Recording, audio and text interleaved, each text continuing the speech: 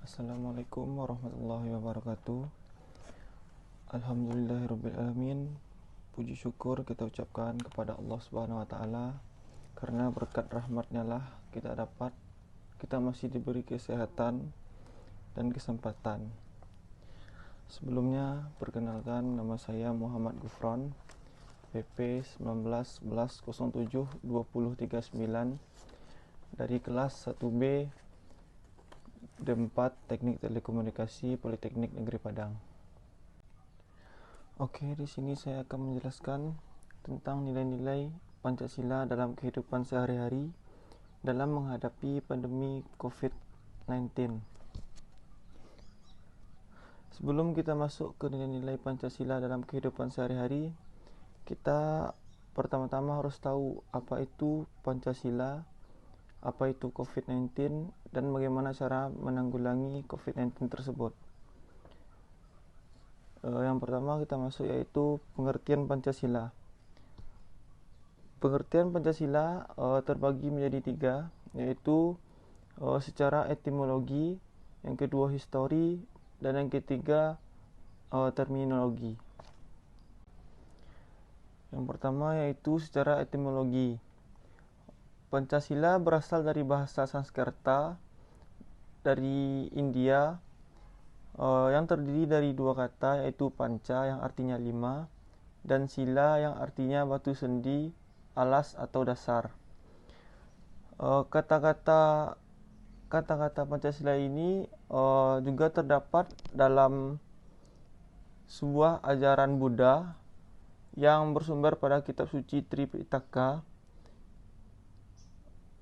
di mana ajaran Pancasila ini menurut Buddha adalah merupakan 5 aturan atau larangan atau 5 moral principle yang harus ditaati dan dilaksanakan oleh para penganut biasa atau awam. Selanjutnya, ajaran Buddha ini tersebar sampai ke Indonesia dan kemudian diterjemahkan dalam bahasa Jawa dan dipakai oleh masyarakat Jawa pada masa itu. Yang kedua, secara historis. Proses perumusan Pancasila diawali dengan sidang BPU PKI, di mana waktu itu Dr. Rajiman Widyodiningrat mengajukan sebuah opsi yang membahas tentang rumusan dasar negara. Maka tampillah 3 orang tokoh, yaitu Muhammad Yamin, Insinyur Soekarno, dan Mr. Supomo. Pada tanggal 29 Mei 1945, Muhammad Yamin menyampaikan 5 rancangan dasar negaranya. Yang pertama, peri kebangsaan, yang kedua, peri kemanusiaan, ketiga, peri ketuhanan, 4, peri kerakyatan, dan yang kelima, kesejahteraan rakyat.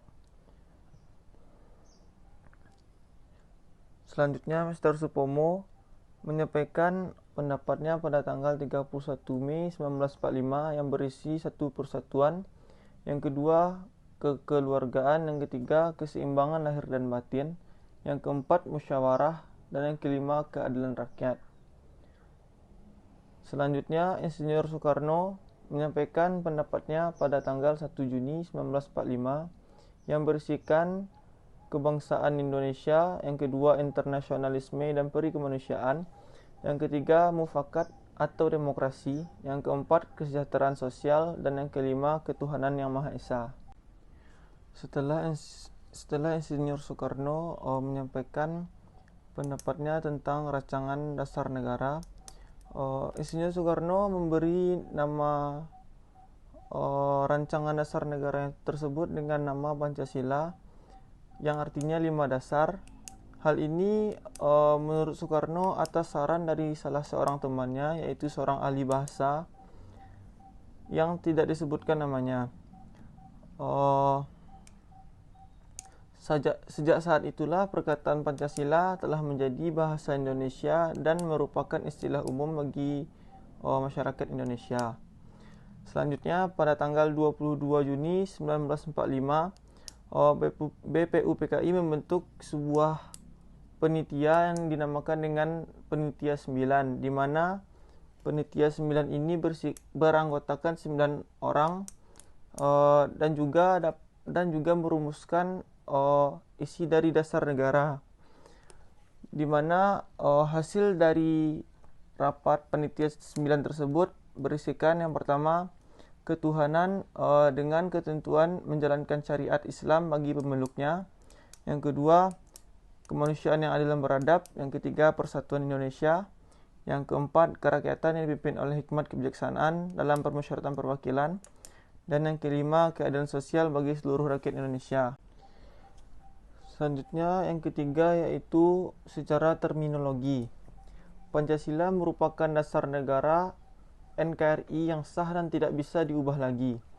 Pancasila sebagai rumusan dasar yang tercantum dalam pembukaan Undang-Undang Dasar 1945 yang secara konstitusional sah dan benar pada alinea keempat.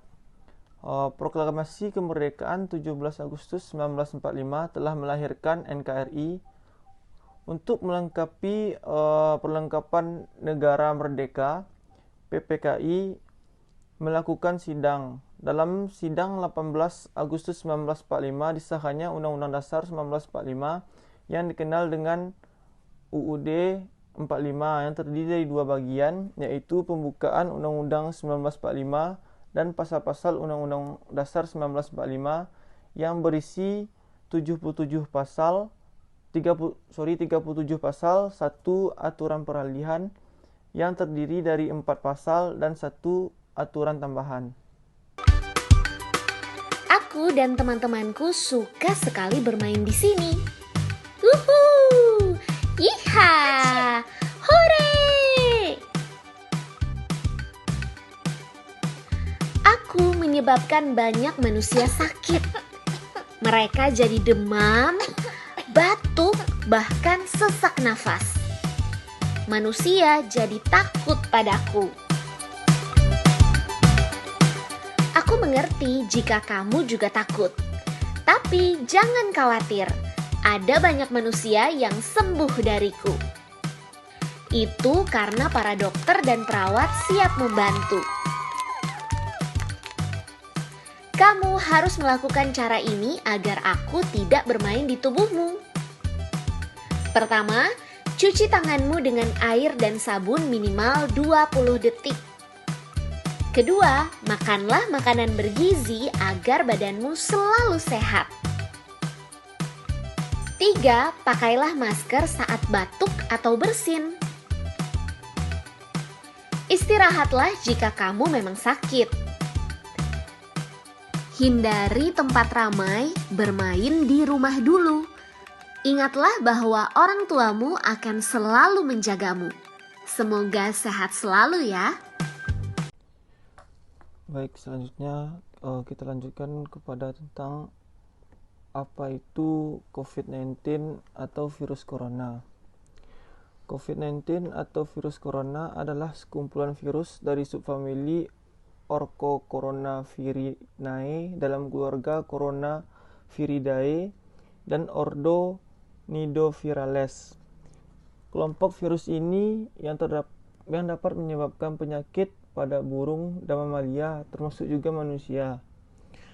Sebagian virusnya dapat menginfeksi manusia dan menyebabkan berbagai penyakit, mulai dari penyakit umum seperti flu, batuk, hingga penyakit-penyakit yang lebih fatal seperti MERS maupun juga SARS.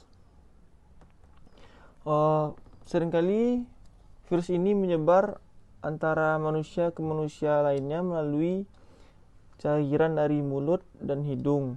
Saat orang yang terinfeksi sedang batuk atau bersin, mirip dengan cara penularan penyakit flu.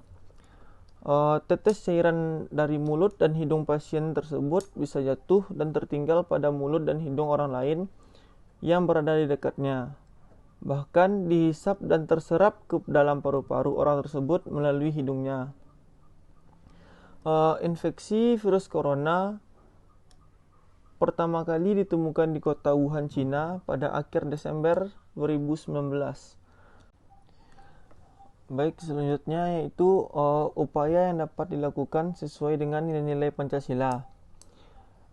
Ada beberapa upaya yang dapat kita lakukan. Yang pertama, bagi diri sendiri. Sesuai dengan anjuran pemerintah untuk tetap di rumah, maka sebagai warga negara yang baik kita harus mengikuti anjuran tersebut. Hal ini sesuai dengan sila keempat, yaitu kerakyatan yang dipimpin oleh hikmat kebijaksanaan dalam permusyawaratan dan perwakilan. Hal ini harus kita patuhi karena pemimpin kita sudah menginstruksikan supaya kita tetap berdiam diri di rumah masing-masing. Dan dengan cara yang demikian diharapkan dapat memutus mata rantai penyebaran COVID-19 tersebut. Di samping sila keempat, dengan mematuhi ini kita juga dapat menjalankan sila ketiga dari Pancasila, di mana kita telah ikut dalam menjaga ketertiban bagi orang banyak. Yang kedua, upaya yang dilakukan sebagai mahasiswa, yaitu kita dapat tetap melakukan peran kita sebagai mahasiswa walau kita hanya menetap di rumah dengan mengikuti pembelajaran secara online, di mana kita bisa mendapatkan salah satu hak kita sebagai mahasiswa, yaitu mendapatkan pembelajaran dan juga menuntaskan kewajiban menuntut ilmu sesuai dengan penerapan. Selanjutnya yaitu cara pencegahan penyebaran COVID-19. Yang dapat kita lakukan untuk mencegah penyebaran COVID-19 yaitu yang pertama, terapkan physical distancing, yaitu menjaga jarak minimal 1 meter dari orang lain dan jangan dulu keluar rumah kecuali ada keperluan mendesak. Yang kedua, selalu menggunakan masker saat beraktivitas, baik itu di tempat umum maupun keramaian, termasuk saat pergi membeli belanjaan buat bahan makanan. Selanjutnya, mencuci tangan dengan air dan sabun atau hand sanitizer yang mengandung alkohol minimal 60%, terutama setelah beraktivitas di luar rumah. Selanjutnya, jangan menyentuh mata, mulut, dan hidung sebelum mencuci tangan. Tingkatkan daya tahan tubuh dengan pola hidup sehat. Hindari kontak dengan penderita COVID-19 atau orang yang dicurigai positif terinfeksi virus corona atau orang yang sedang sakit demam, batuk, atau pilek. Selanjutnya, tutup mulut dan hidung dengan tisu saat batuk atau bersin. Kemudian, buang tisu tersebut ke tempat sampah. Yang terakhir, jaga kebersihan benda yang sering disentuh dan kebersihan lingkungan, termasuk kebersihan rumah kita sendiri. Baik, selanjutnya yaitu upaya yang dapat dilakukan sesuai dengan nilai-nilai Pancasila. Ada beberapa upaya yang dapat kita lakukan. Yang pertama, bagi diri sendiri.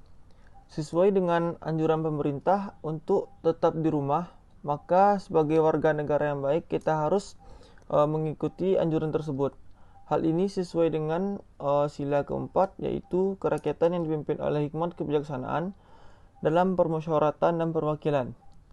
Hal ini harus kita patuhi karena pemimpin kita sudah menginstruksikan supaya kita tetap berdiam diri di rumah masing-masing. Dan dengan cara yang demikian diharapkan dapat memutus mata rantai penyebaran COVID-19 tersebut. Di samping sila keempat, dengan mematuhi ini kita juga dapat menjalankan sila ketiga dari Pancasila, di mana kita telah ikut dalam menjaga ketertiban bagi orang banyak. Yang kedua, upaya yang dilakukan sebagai mahasiswa, yaitu kita dapat tetap melakukan peran kita sebagai mahasiswa walau kita hanya menetap di rumah dengan mengikuti pembelajaran secara online, di mana kita bisa mendapatkan salah satu hak kita sebagai mahasiswa, yaitu mendapatkan pembelajaran dan juga menuntaskan kewajiban menuntut ilmu sesuai dengan penerapan. Mungkin sekian penjelasan dari saya. Kalau ada kekurangan ataupun kesalahan, saya mohon maaf. Saya akhiri. Assalamualaikum warahmatullahi wabarakatuh.